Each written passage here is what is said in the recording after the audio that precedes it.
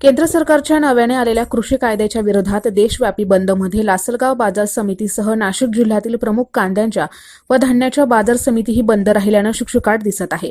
कोट्यावधींचे व्यवहार ठप्प झाले. गेल्या आठवड्यात कांद्याच्या बाजारभावात 2,000 रुपयाची मोठी घसरण झाल्यानं कांदा उत्पादक शेतकरी आपला कांदा हा तोट्यात विक्री करत आहे.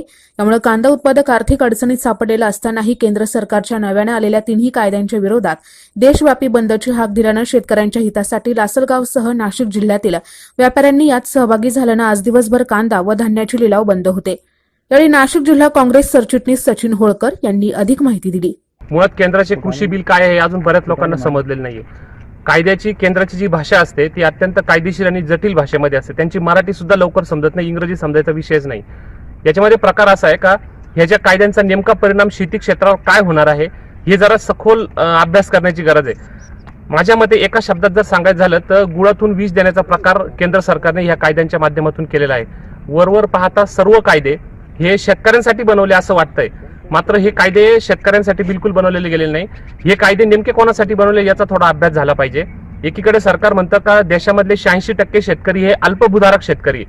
जर शेतकरी अल्पभूधारक असतील तर शेतकऱ्यांना शेतमाल 20 किलोमीटरपेक्षा जास्त न्यायला परवडत नाही. आज बाजार समिती आहे, लासलगावच्या परिसरामधले लोक लासलगावात शेतमाल विकतात म्हणून ते नाशिक बाजार समितीत घेऊन जात नाही. कारण बाजार समितीमधून माल जास्त लांब नेण्यासाठी डिझेल, इंधन आणि बाकीच्या अनेक गोष्टींच्या भानगडी असतात, त्याच्यामध्ये शेतकऱ्यांना परवडत नाही. मग भारतभराच्या बाजारपेठा खुल्या करून नेमका शेतकऱ्यांना काय मिळणार आहे हा खरा प्रश्न आहे.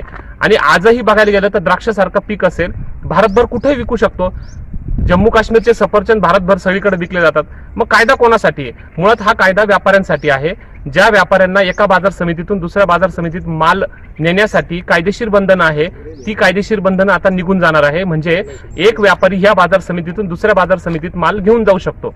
याचा फायदा असा असतो का बाजार समितीमध्ये मोठ्या प्रमाणात माल इकडचा तिकडे गेल्यानंतर तेजी मंदी साधून याच्यात फायदा व्यापाऱ्यांना होणार, याच्यात शेतकऱ्यांना बिलकुल फायदा होणार नाही. शेतकऱ्यांच्या हितासाठी महाराष्ट्र राज्य कांदा उत्पादक संघटना, शेतकरी संघर्ष संघटना, काँग्रेस, राष्ट्रवादी काँग्रेस आणि शिवसेनेच्या पदाधिकाऱ्यांनी बाजार समितीच्या आवारात येत निर्यात बंदी उठवण्यास, कांद्यावरील निर्बंध उठवण्याची मागणीच्या घोषणा दिल्या.